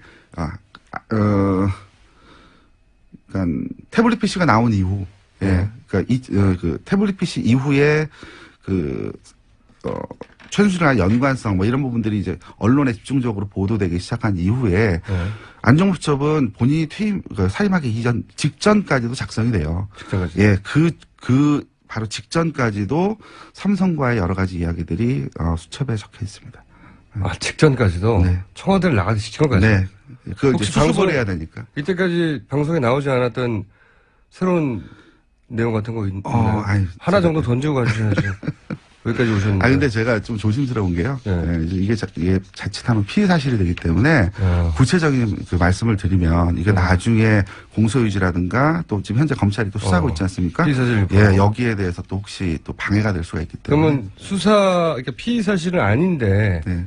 재밌는 삼성과의 어떤 숨겨진 일화라든가 이런 거 없어요? 여기까지 오셨는데 그냥 가시면 어떡해요. 죄송합니다. 그 부분까지는 그래요? 조심스럽네요. 예. 자, 그러면 나오실 필요가 없었는데. 또 한 가지 제가 또 궁금했던 것은 이 최순실 씨 재산에 관한 추적 얘기가 많이 나오잖아요. 네네. 근데 이제 워낙 시간도 부족하고 해서 네. 최순실 씨 추적에 관해서는 거의 그냥 겉만 약간 이상하다 정도 파악하고 끝나버린 것 같더라고요. 네, 맞습니다. 예. 인력도 없고 시간도 없고 해가지고. 인력하고 시간의 문제는 아니었어요. 그러니까 최순실 재산팀에 특별성 한 8명이 붙었으니까. 예. 그러니까 그런데 문제는 뭐냐면 핵심적인 문제가 뭐였죠? 예. 우선은 이제 최초의 최태문 재산을 이제 추적하는 과정에서 예. 제일 중요한 게 부동산입니다. 예. 예, 부동산들이 이제 대규모로 예. 이제 이렇게 쪼개서도 팔려 나갑니다. 예. 그러면 이제 땅이 넘어가면 이제 자금이 들어와야 되잖아요. 그렇죠. 그러면 이 자금을 추적해야 됩니다. 예. 그러니까 이와 관련된 자료를 저희가 국세청이나 금감원에 요청을 했어요. 예. 협조를 전혀 받지 못했습니다. 아, 그래요? 예, 영장을 가져오라고 하는데 영장을 네. 받아오라고 하는데 1970년대 얘기잖아요. 이미 공소시효도 지났고 네. 그 자체만 가지고 범죄 사실을 특정하기 어렵거든요. 그렇죠. 예, 그런데 그러니까 영장을 받아오라고 하면 네. 결국 자료를 못 주겠다는 얘기고 그 그렇죠. 자료가 없으면 그 다음 단계로 수사를 진행하기가 무척 어렵습니다. 아, 이게 육아 기관들의 협조가 없어서 그랬군요. 네. 기본적으로는. 첫 출발부터 안 된 거구나, 이게. 예, 그러니까 이제 의심이 되는 여러 가지 부동산들을 오. 체크를 하고 그다음에 관련자의 진술을 받고 그래서 부동산 등기부 등본을 거의 사람 키높이 이상 예, 파악을 해서 연결을 해서 땅이 팔려가는 과정들을 추적을 합니다. 네. 그런데 문제는 땅은 넘어갔는데 돈이 이후에 어디로? 그렇죠. 예, 자금이 어떻게 움직이는지를 확인할 수 있는 방법이 없는 거예요. 예, 경찰청에서 자료가 있어야 세금을 냈는지 안 그렇습니다. 냈는지 예, 아니면 돈이 숨어버렸는지 그렇습니다. 예. 예, 그리고 또 그 계좌들을 통해서 돈 자금 흐름이 어떻게 움직여 가는지 이런 부분들을 확인해야 되는데. 특검을 요청해도 안 주는 거예요? 네. 이거는 한편으로는 네. 원론으로는 맞죠. 공소시효가 지났으니까 네. 원론으로는 맞지만 이제 특검이 하는 일을 모를 리는 없을 것이고 네. 이거는 아직도 그 당시만 하더라도 그걸 막고자 하는 새가 살아 있었다 이렇게 봐야 돼요. 수차례 보냈어요. 저희가 수차례 공문도 보내고 나중에는 자료 협조가 아니고 아예 그러면 그쪽에서 일부 수사를 해서 넘겨달라. 그러니까 왜냐하면 당신들이 예. 이상한 거 파악해서 달라. 예. 그렇게 이런 부분들에 대해 확인해 달라라고 했음에도 불구하고 자료 일체를 저희가 받을 수가 없었습니다. 출발을 못한 거구나.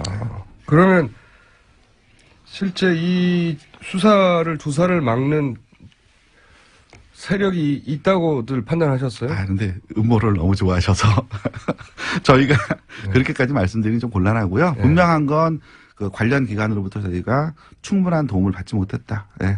거기까지만 부분, 말씀하실 수 있다고요? 네. 세력이 살아있군요.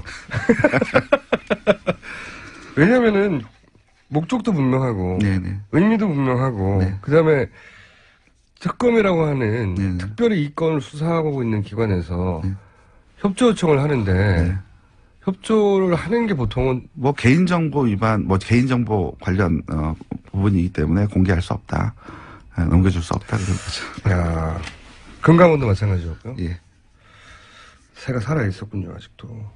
그러면 그런 저희가 이제 여러 가지 이야기를 듣는 것 중에 하나가 이 재산을 제대로 수사하려면은 뭐 100여 명이 2년에 걸쳐서 해야 된다고 하는 안원구 전 국세청장의 이야기도 있었고 네네. 또 특검 자체를 최동욱 전 검찰총장 같은 경우에는 훨씬 더 많이 보강해서 1년 내내 해야 된다. 이걸 제대로 하려면 그런 얘기도 있었는데 이거는 아마 별도의 팀을 꾸려야 될 겁니다. 그렇죠. 예, 직접 예. 참여하셨던 분으로서 이거 제대로 하려면 얼마나 걸리겠다 이런 생각은 안 해보셨어요? 그러니까 그걸 하기 위해서는 입법적 보완도 필요한 것 같고요. 네, 이 부분, 물론. 그러니까 예를 들면 아까도 말씀드렸듯이 더 이상 네. 관련 기관에서 협조를 거부할 수 없도록 네. 이제 그런 거에 관련되는 계좌 추적할 수 있는 권한이라든지 네. 이런 부분들을 입법적으로 보완을 좀 해야 될 것 같고요. 그렇고 예, 그리고 충분한 수사팀들이 경험이 많은 수사팀들이 붙어야겠죠. 그래서 아마 많은 시간, 특히나 그 외국 재산 같은 경우에는요.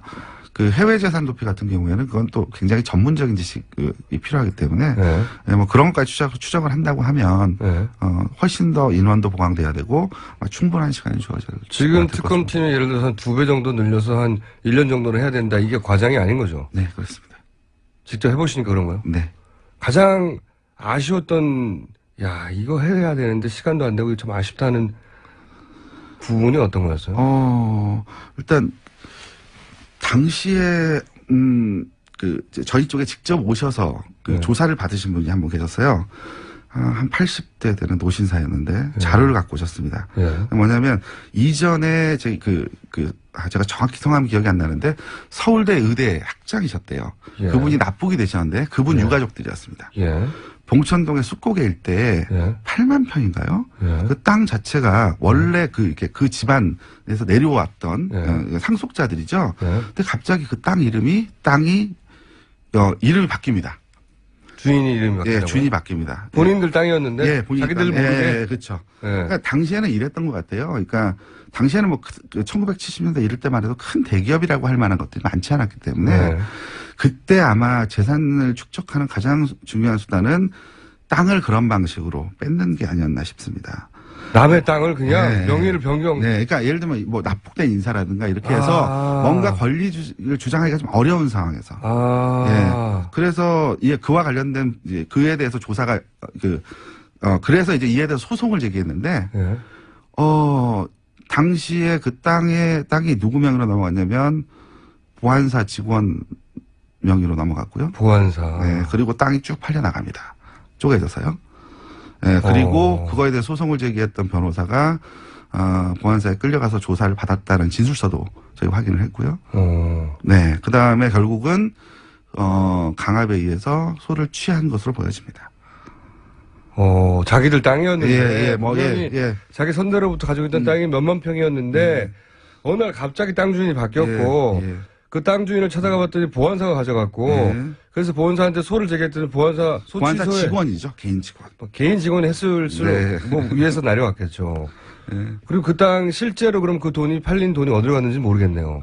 그런데 이제 그 피해자들 주장에 따르면 그게 바로 그 즈음에 유경재단이 만들어집니다. 어머나!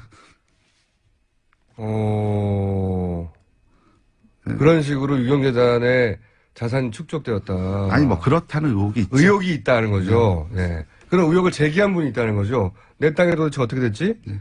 그분은 이제 그게 보통 문제가 아니니까요. 네, 이거는 이제 과거사 진상위원회에서도 상당 부분 조사가 되었는데 네. 더 이상 앞으로 진척이 안 됐고 당사자들이 다 부인했고 워낙 시간이 오래 지난 그 이야기이기 때문에 예, 다 관련자들이 부인하고 이러다 보니까 예, 더 이상 수사를 진척할 수 없었던 부분이죠. 최순실 게이트의 특징은 보통 다른 특검하고는 다르게 다른 사건들은 뭐 1년 전에, 2년 전에 혹은 3년 전에 벌어진 그 현재 진행형에 가까운 사건들을 상대로 네. 수사를 하잖아요. 네. 그럼 이건 뭐 30년씩 거슬러 올라가는 게 보통이니까요. 네네.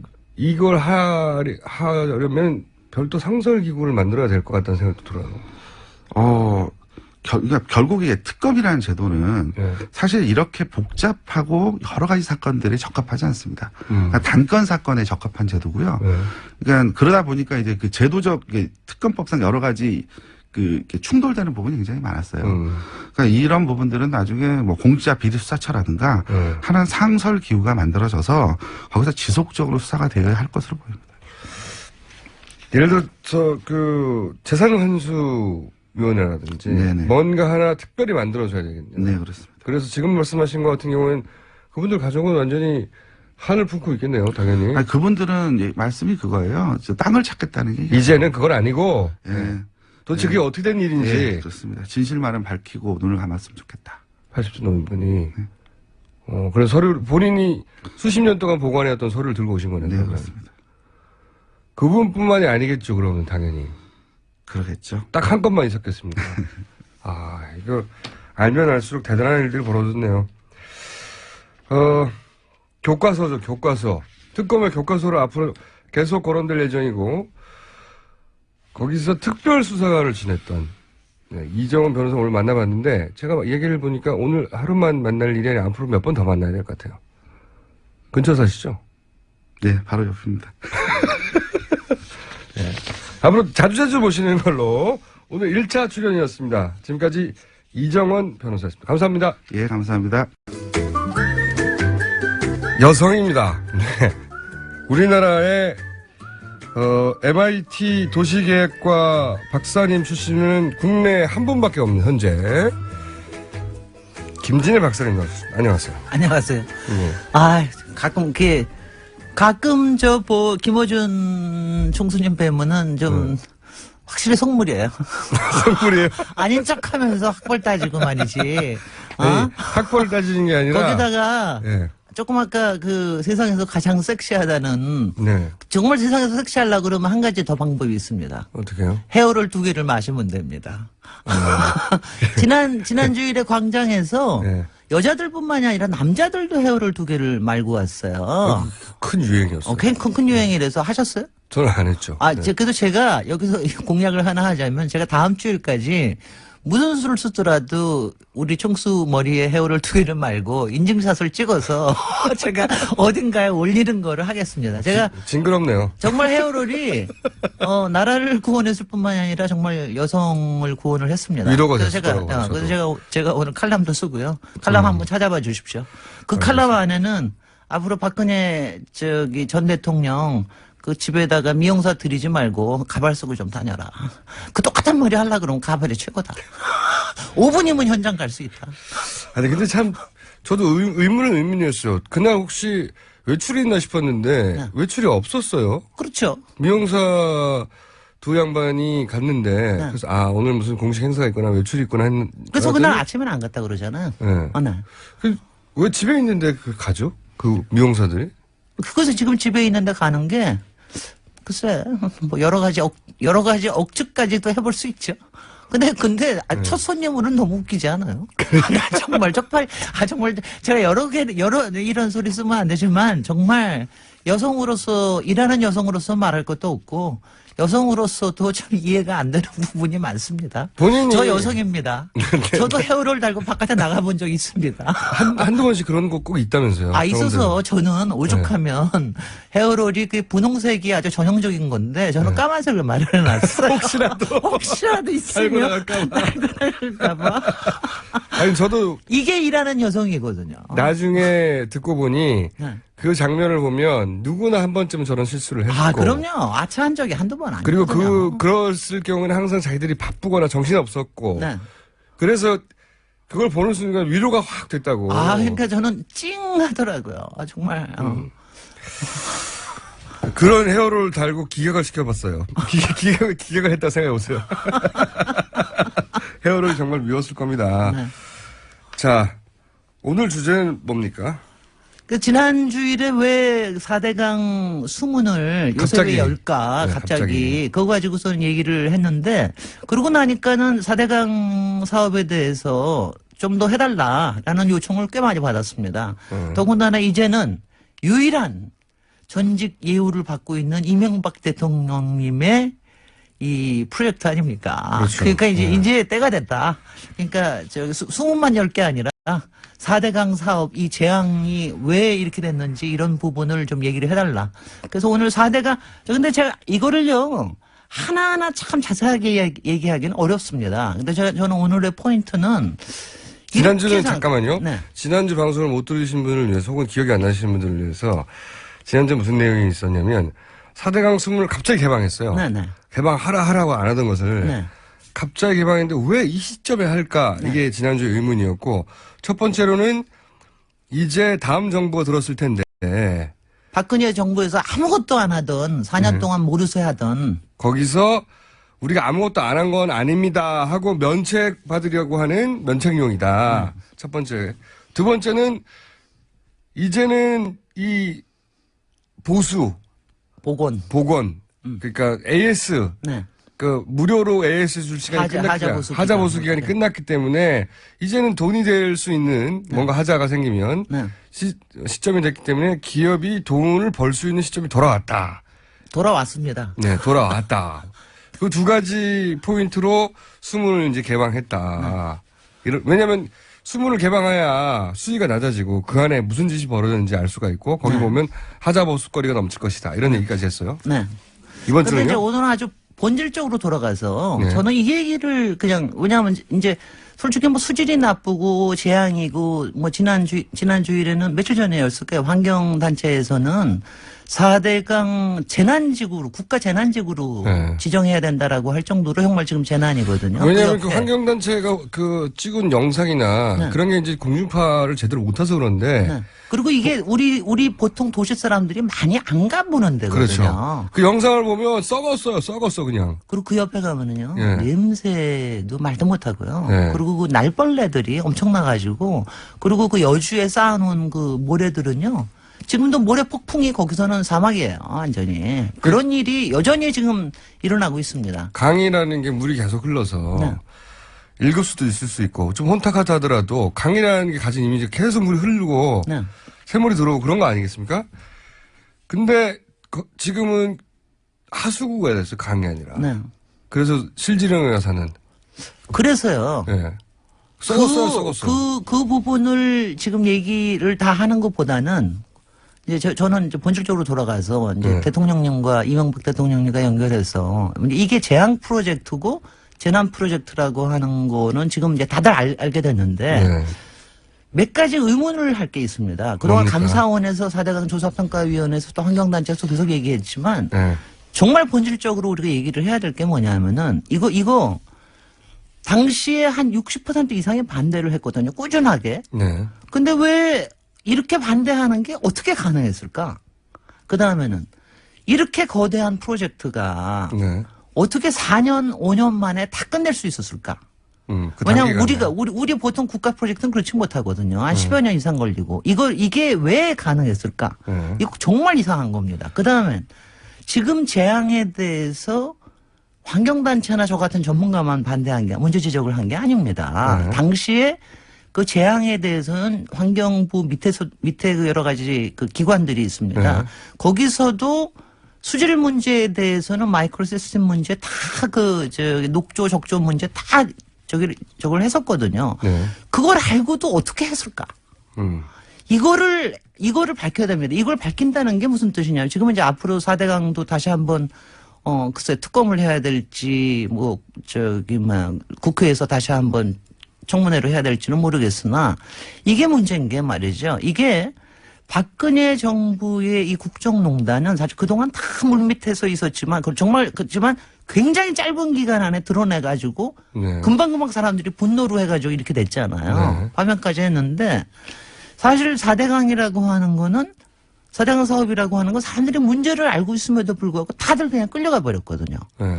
그런 게 어떻게 이게 대한민국에서 가능한 겁니까? 이게 앞으로 국정을 하는 데 있어서나 우리의 정말 결정에, 그러니까 정책 결정의 메커니즘과 그리고 이걸 실천하는 부분에 있어서 메커니즘에 대해서 무슨 짓을 했는가를 밝혀야 됩니다.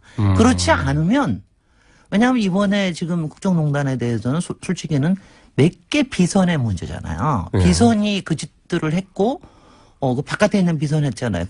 근데 4대강 사업이 이렇게 가능했던 건 뭐냐면은 비선이 있었던 게 아니에요. 그 안에 공식 라인들이 다 같이 그 짓을 한 겁니다. 그러네요. 그리고 그 차이가 있네요. 다 완전히 그 차이입니다. 그리고 그것들이 최순실이 다 바깥에 있었던 게 아니라 안에 있었던 거고요. 네. 뭐 누군지는 제가 뭐 여기서 얘기는 안 해요. 최순실이 안에 있었다. 그런 사람이 안에 비밀적으로. 있었다. 공식 라인에 있었다. 네. 그리고 공식 라인에 어디쯤에 어디쯤이냐. 있었어요? 그리고 그다음에 끝에 있었나요? 네.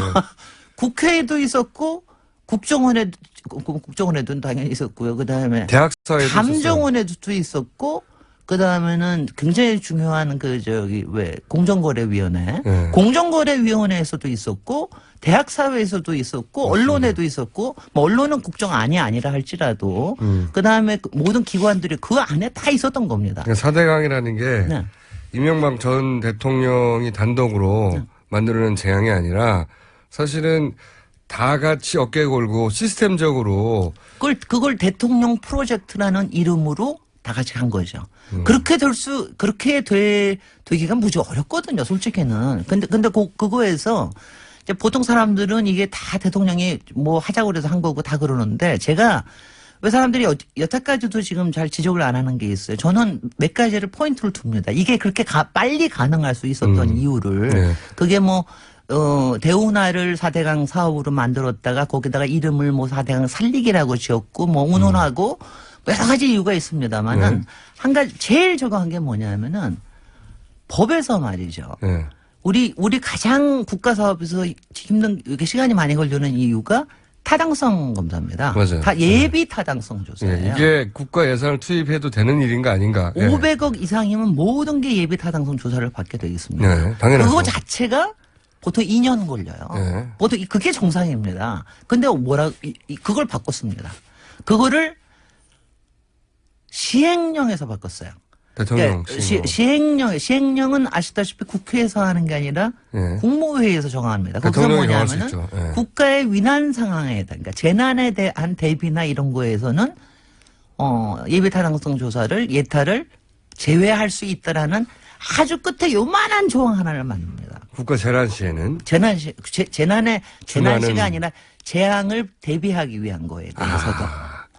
그러니까 이거를 요 하나를 딱 하나 함으로 해서 이 엄청난 농단이 일어난 거예요. 근데 그거에 대해서는 왜냐하면 왜 사람들이 왜냐하면 이거는 국정의 성재 왜냐하면 사실 박근혜 정부에서도 그 시행령만 바꿔가지고 하는 짓이 많았어요. 아예 법도 안 바꾸고 국정교과서 바꾸기도 하고 뭐 이러기도 했지만 이명박 정부에서는 정말 그런 꼼수들을 공식 라인에서 끊임없이 해왔던 거예요. 근데 그 중에 하나 딱 그거 하나 바꿈으로 해서 모든 게 가능해졌던 거예요. 타당성 조사를 최소한 2년 이상 해야 될 일을 네. 타당성 조사 자체를 없애버리는 문구 하나. 그러니까 그 22 문구가 그건 줄 몰랐죠, 일반인들은. 그렇다니까는요. 그러니까 네. 미치겠다는 거예요. 그러니까 저 같은 사람. 그러니까 22조 중에서 네. 예비 타당성 조사를 받은 게 얼마인 줄 아십니까? 얼마나 될 것 같아요? 거의 없어요.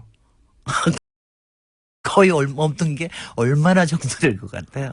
글쎄, 말씀하시는 거 보면 아예 안 받은 것 같은데. 1점 미만이지. 1.1만. 네. 7천억인가 8천억인가 정도만 돼요. 네. 나머지는 그냥 해버린 겁니다. 그냥. 그냥 이 그냥. 돈을 써서 과연 제대로 그 효과를 볼 수 있는지를 전혀 검토하지 않고 돈부터 막 써버린 거죠. 돈부터 써버린 거죠. 그러니까 그거를 가능하게 할 수 있었던 이 메커니즘에 그리고 누가 수괴가 거기 있었나? 물론 위에는 대통령이 있었겠지만. 수괴, 예.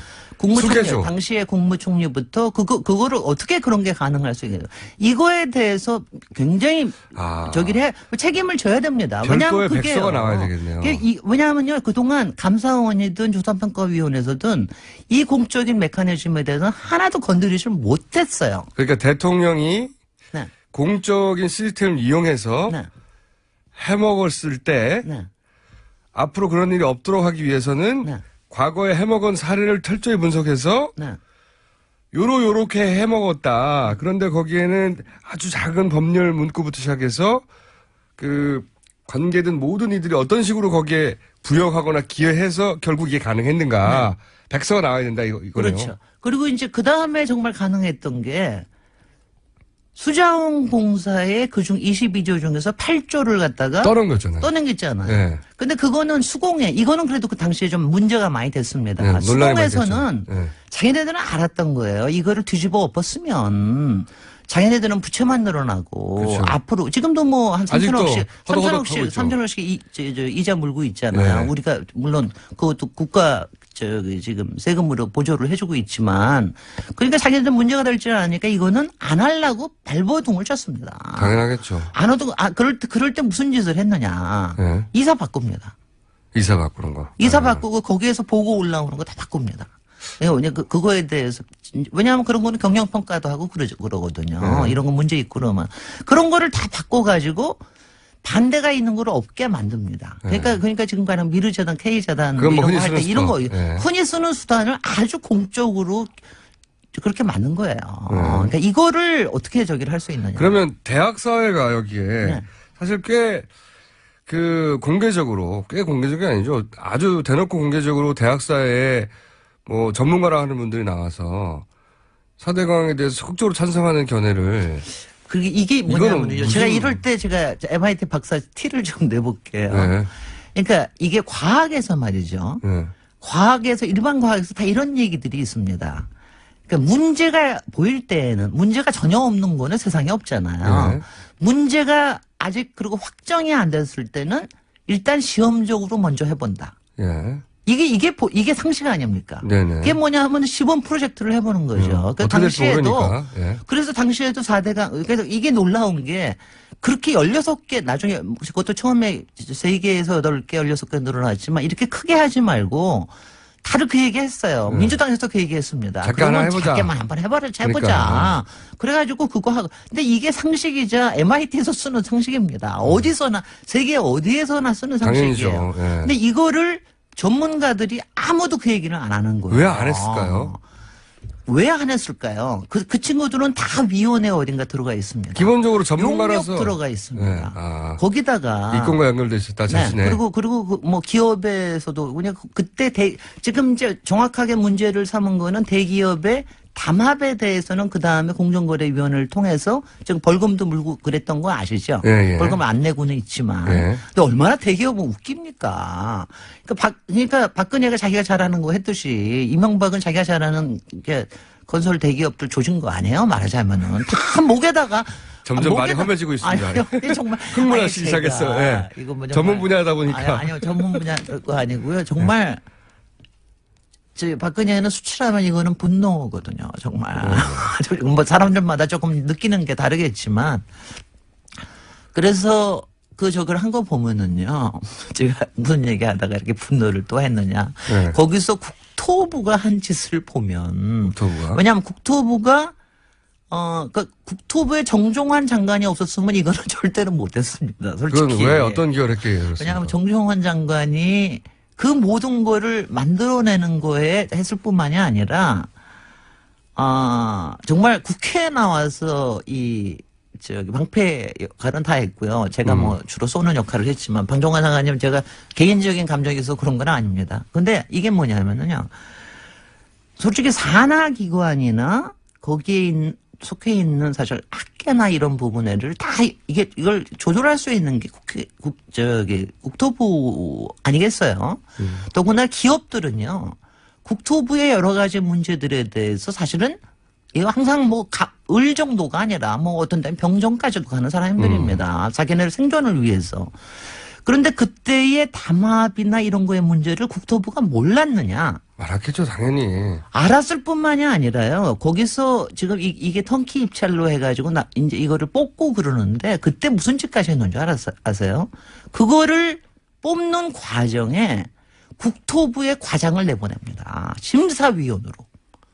그것도 국토부 장관이 내부 규정을 바꿔가지고 그렇게 한 거예요. 그러면 국토부에서 어떤 재벌이 어떤 만큼을 가져갈지를 컨트롤했다는 얘기예요? 맞아요. 그럼요. 그렇게 해가지고서는 그리고 그 너 다음에 이만큼 먹어, 너 이만큼 먹어를. 그렇게까지 제가 얘기하고 싶지는 않습니다. 그거는. 근데 이제 어느 정도의 교통 조율이 필요하니까. 그 다음에는 22조가 한꺼번에 떨어지니까요. 그거 아시는지 모르지만 턴키 입찰에서요.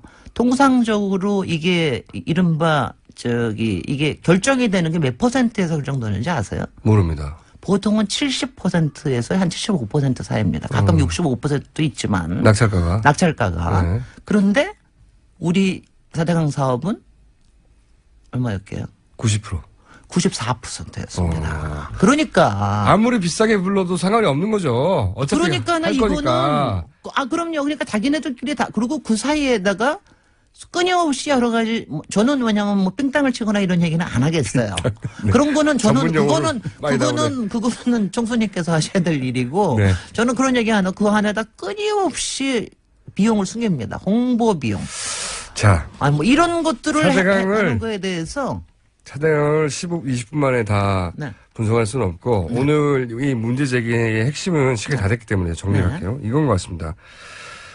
이게 몇몇 개인이 욕심을 냈거나, 그렇죠? 혹은 대통령 혼자만의 욕망이거나 이게 아니라 같이 해먹은 시스템이 있다. 구조적으로 국정 메커니즘을 그렇게 돌아간 거를 드러내야 됩니다. 네, 그 백서가 필요하다. 자, 그 작업을 백서만 아마 가지고 되겠어요. 물론 참네. 처벌도 이루어져야 되지만 심판도 이루어져야죠. 네, 응징도 이루어져야 하지만 되고. 백서가 더 중요하다가 오늘 포인트인 것 같아요. 자, 다시는 그러지 않기 위해서. 지금까지 김진애 박사였습니다. 저는 김어준이었습니다. 내일 다시 뵙겠습니다. 안녕.